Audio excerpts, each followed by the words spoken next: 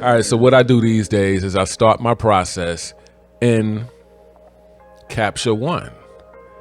I start things over here in Capture One, and then I find myself over here. Well, what I do is export. I export over there to Photoshop. That's what I do. So that's what I'm doing these days. But anyway, let me get this off the screen. Now, let me start by saying that this is not a retouching video. This is not a retouching video.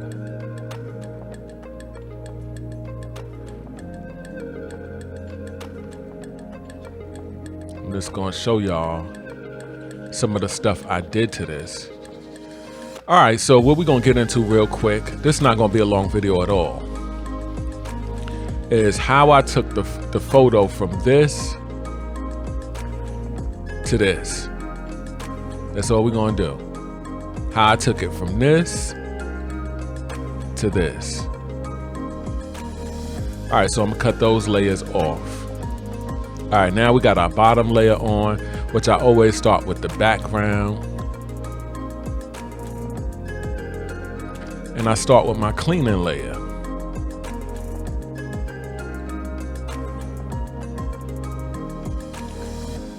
I use this layer here for skin. I clean up. I use, as a matter of fact, let me zoom in. I use this layer for skin, and sometimes I forget and start hair on it too, but I use this layer for hair. And then this layer is anything extra. All right, so you see right there where I started on the neck, the face, and here is the hair. As a matter of fact, I retouched the hair in multiple stages.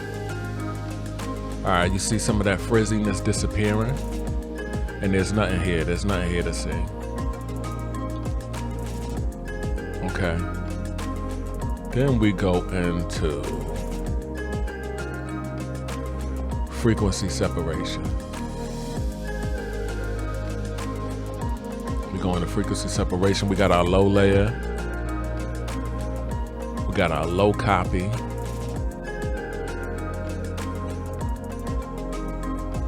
Skin color and everything. High copy. Now I use this, well, it's different on the one I just did. If you'll see that another time.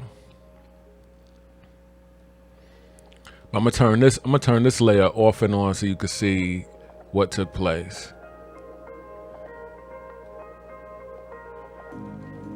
We just did a little bit of lifting. Just a little bit of lifting on this layer. All right, and we did some dodging on this layer. This is our micro dodge layer. I use the curves to lift, and I keep the hue saturation there just in case there's some color shift in the reds or anything.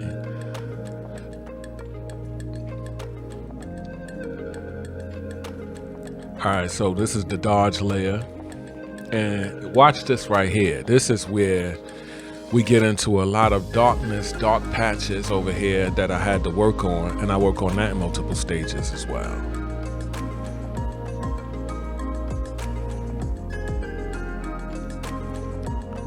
So you see some stuff, you see me work on it on the neck, on the face. All right, so in here, we did not burn. We did not burn anything. We just did micro dodging. Okay. And over here is where we did global dodge and burn. Now I did do something globally. Let me see. It's subtle. I don't know if you can see that. It's subtle. I contoured her face. Okay, and we did contour with the burn. To give the face a more three-dimensional look. All right, and over here we did liquefy the face and the body.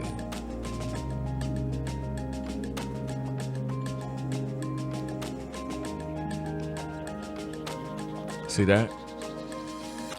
I pushed the hair in some, just to make it a little neater. Now let me come out, just to see what else we might have did with the liquify. All right, we did touch the arm. We brought that in a little bit. What's in here? I got a background layer and then a layer I worked on. We did a little bit of saturation to make the background pop, and also to make her pop. What we got in here, we just got hue saturation. Then we did vignette and we liquefied some more. Now, if you notice here in her cheek, we did liquefy her cheek. And when you're doing stuff like this, you got to take it in to a point where it still look real. I'm not trying to make it look fake. I'm not going for a fake look, but just trying to bring it in. And I especially do this on young females, like, because you know they still got that little chubbiness. Not her, but. All right, then we, next what we did, we whitened the eyes a little bit. Not to an unrealistic point, but where it still look realistic. And you know, anything you do, you can come over here to the opacity. You could pull it down to a point where you like it. You can lift it up to a point where you like it, but where it still look real. So that's what we did with the eye whites. It's just a blank layer, just blank layers. All right, now over here we got the hair highlight, and that's I believe, yeah, a blank layer. Now whenever I highlight here, I also darken it. So I highlight the highlights and I darken the darks. That's what I do.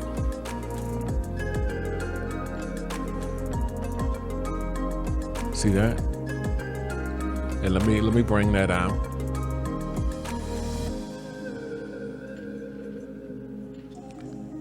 And see, it makes it look even better. All right, right here I added more saturation. Add a little more saturation to make that background pop a little more, to make her pink dress pop a little more, and to make her skin pop a little more. And over here, I painted her skin color back in just a little bit.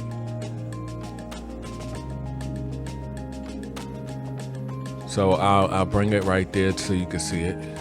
Let me see, what is this? This is a blank layer. See that? It's subtle, but it's there. It's there. All right, and over here we added some skin texture. So what I did was, I always put a bottom layer, then another layer to work on. And I'm not sure why I got these two. I knew at the time why I was doing it, but I added some skin texture, and so we're gonna zoom in on that. And if you notice, you can already see skin texture there, but we added some more. Okay, and this right here is actually, I added more saturation. This is actually, let me see, I believe just for the background.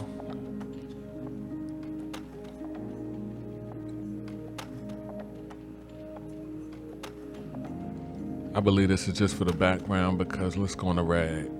Let's go in the red. All right, there's nothing moved there. All right, in the blue, I added about 6. Okay, so that's just for the background.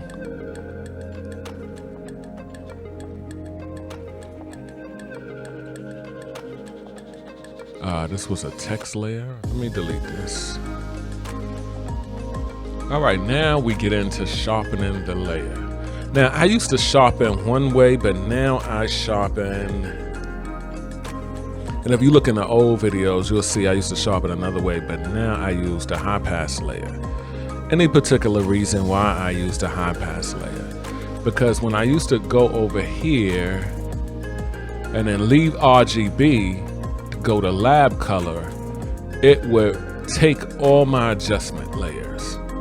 You can't go over there and still retain and keep your adjustment layers. It takes it. So I got tired of that, because I might want to do this and come back to things. So I was like, later for it. All right, so I got a background layer right here. I got a sharpen layer right here. I'm not sure what I did with this because I didn't name it. All right, and we sharpened it. All right, I see what I did with it. As we sharpen the layer, I did something right here.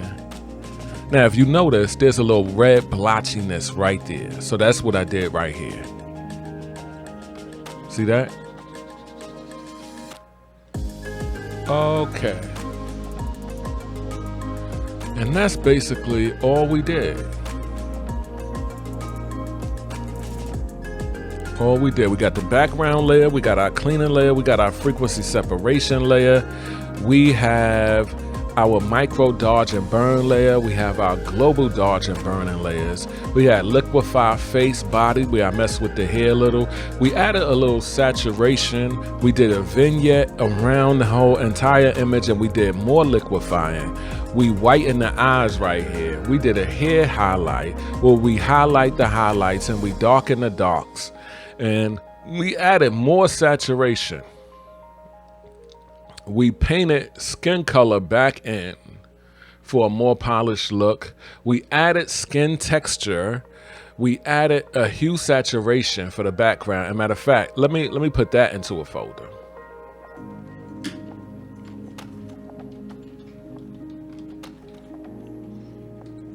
Hold up.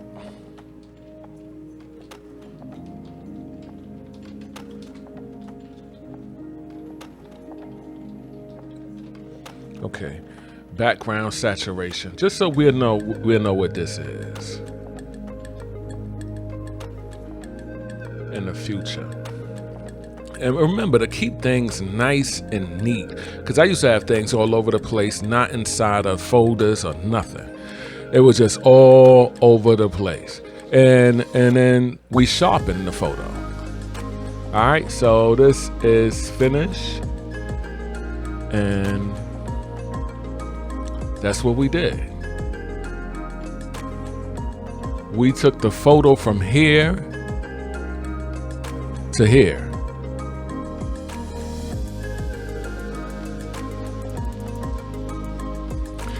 All right, so this is Tron Moses of Tron Moses Media, and I do one-on-ones if you want to learn how to retouch images. I spend 3 hours with you teaching you what I know. I don't hold nothing back. I'm not trying to hold things back so you can come back and spend more money. No, I want you to go out there and retouch images, and they be nice and they be dope and they be fly, because I'm tired of seeing people with blurred out images. You spend money on sharp lenses to get sharp images, not to blur them. I'm tired of seeing blurred out images. So when you retouch your photos, they look nice and they look sharp when you do it the right way. All right, so that's all I have for you today. We'll get up again another time. We took it from there to there. Peace out, y'all.